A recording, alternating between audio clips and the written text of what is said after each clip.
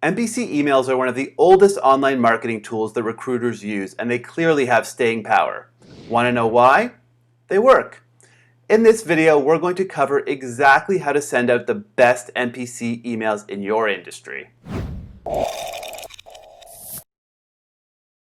right, let's get started on the topic of most placeable candidate emails. And I think it makes the most sense to define the term MPC email.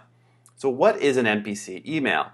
Well, it's an email that highlights the best candidate or candidates that you are working with currently. And these are typically sent out to either your prospects or past clients that maybe you're not working with right now in order to entice them into a discussion with you about that candidate and then, of course, potential job orders.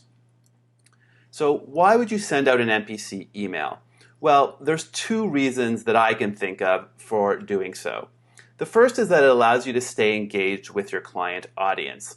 As a recruiter, you may have developed a reputation as kind of being a little bit overly persistent when you don't have that much to say.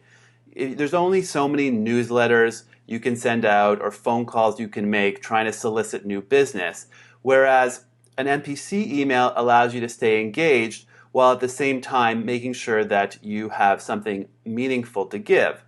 And that kind of leads right into the second point, which is MPC emails demonstrate value. When you stay engaged with somebody, you want to make sure that they understand why you're staying engaged with them, and that really means showing them what you're able to offer. In this case, high quality candidates that might be able to help their business.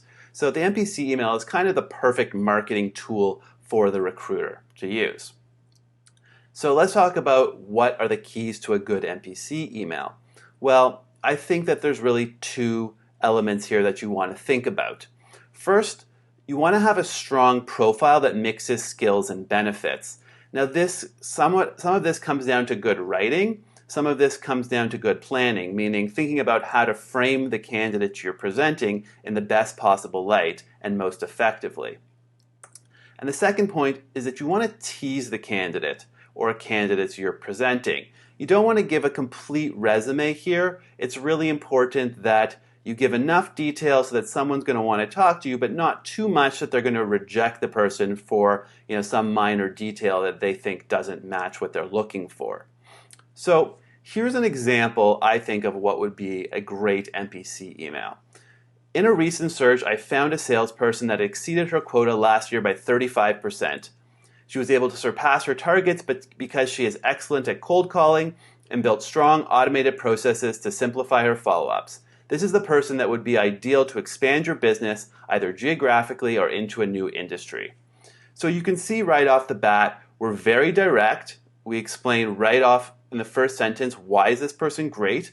We then explain why it matters to you in the third sentence. And then of course in that middle sentence, we kind of expand on her skill and how she sort of achieved what she was able to achieve.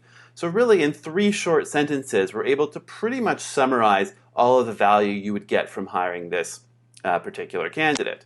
Let's move on to the second paragraph. If you're looking for someone like her, I'd be happy to share more details on a call. When is a good time to talk next week?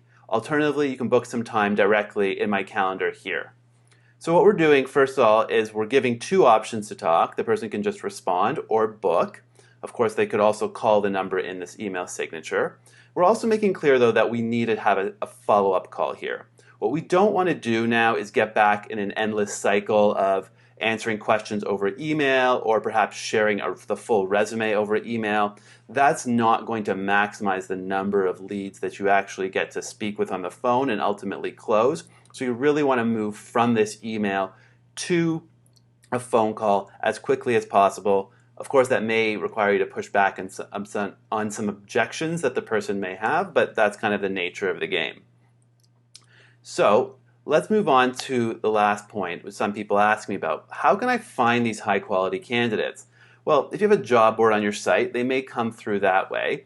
But another thing to really think about is using the runner-up candidates or the non-ideal candidates from previous searches, those that just weren't quite a good match, as your MPC candidates in the future. And this allows you to only send out really good candidates.